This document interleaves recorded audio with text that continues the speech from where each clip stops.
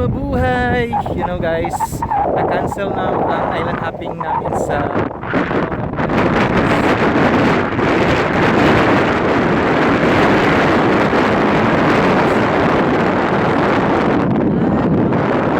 Bucket West Jack.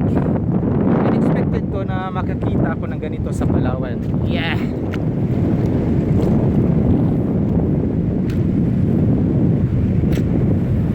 Ito yung pinakamalapit na island na nakikita sa unang beach na pinuntahan namin. Malayo siya. Nandito pala kami. Very unexpected yung nangyari.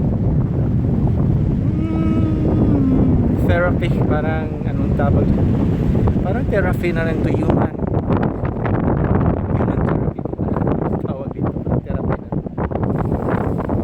Babalik ako dito. Wow.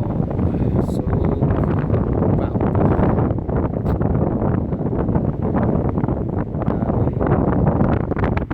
So thankful na rin na na-postpone yung island hopping, baka hindi namin to nakita. I'm so thankful.